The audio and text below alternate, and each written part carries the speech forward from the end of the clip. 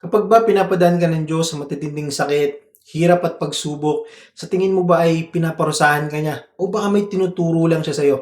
Kapatid, kung pakiramdam mo ngayon ay wasak ang buhay mo, kung pakiramdam mo ay pinaparusahan ka ng Diyos, this message is exactly for you, kapatid. Kung may Biblia ka po dyan ngayon, i-open nyo po sa Book of Lamentations, sa chapter 3. Kasi grabe yung mensahe, realization, and revelation para sa atin sa chapter na ito sa Book of Lamentation. Ito po kasi yung pinakamadilim na panahon ng mga taga-Jerusalem. Pero dito rin ang galing ang pinakamatamis na paalala ng pag-ibig ng Diyos. Sinulat po ni Jeremiah ang Book of Lamentation.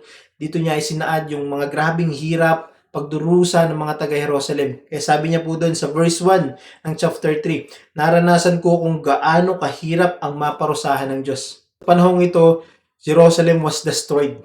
Families separated. Temple burned. People enslaved. Pero bakit? Bakit inalaw ni Lord na maranasan nila yon? Because they rejected God. Patuloy silang nagkasala sa Diyos. Idolatry, injustice, at sukdulang kasamaan. And the Lord allowed Babylon to tear them down. Hindi po dahil ginusto lang ng Diyos o random suffering lang. Ito ay pagdidisiplina sa kanila dahil sa kanilang katigasan ng puso. Patuloy na pagtalikod sa Diyos at pagsamba sa mga Diyos-Diyosan. Nararanasan din po natin yan sa panahon natin ngayon.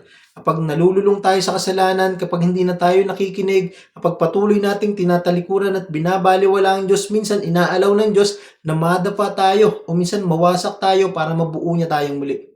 Mababasa po natin sa verse 8, sabi dito, nanambitan man ako at humingi ng tulong, hindi niya dininig ang aking tulong.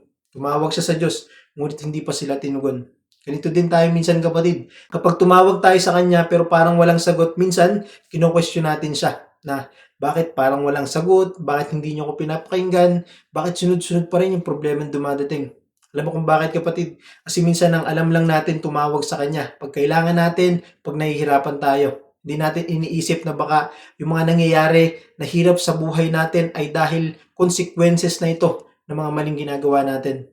Alang gusto ng Diyos, tanggapin natin na tayo nagkasala at pagsisihan natin ito.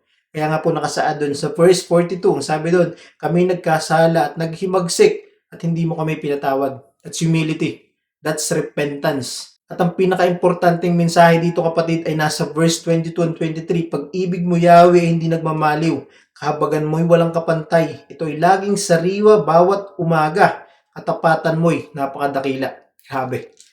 Imagine that, kapatid, nasa gitna sila ng hirap, pagkawasak, gutom, pagkabihag at dalamhati, but Jeremiah suddenly remembered that Lord are still faithful. Sa kabila ng pagpaparusa at hirap na inaalaw ng Diyos na mangyari sa kanila, nanatili at nagtitiwala pa rin si Jeremiah sa pag-ibig at habag ng Diyos. Kasi na-realize niya na hindi sila winawasak ng Diyos, kundi dinidisiplina sila. Kaya nga po sabi din sa verse 33, hindi niya ikatutuwang tayo'y saktan o pahirapan. The discipline of God is not to destroy you. It's to restore you. Kaya kung ngayon pakiramdam mo, bumagsak ang mundo mo, listen closely, kapatid. Hindi ka winawasak ng Diyos. Inaayos ka niya. Pinababalik ka niya sa Kanya. Pinalalapit ka niyang muli sa Kanya. Kasi gusto niya buuin ka niya uli bilang bago. Kaya tulad ng Jerusalem, minsan nasisira ang buhay natin. Naliligaw tayo, nawawala tayo sa direksyon. Pero tandaan mo, hindi sa kasalanan natatapos ang buhay mo. Dahil ang habag at pag-ibig ng Diyos ay hindi matatapos o magbabago kailanman. Kaya nga po sabi dun sa verse 25, ang sabi dito, si Yahweh mabuti sa mga nananalig at umaasa sa Kanya. Kaya kapatid, kung ang buhay mo ay parang sitwasyon din ng mga taga-Jerusalem sa Book of Lamentation, huwag kang matakot, huwag mong takbuhan, run back to God. Tanggapin mo na nagkasala ka at magsisi ka ng buong puso. Humble yourself, call upon Him, and trust in His faithfulness. Because the same God who allowed the fall is the same God who will raise you again. Amen?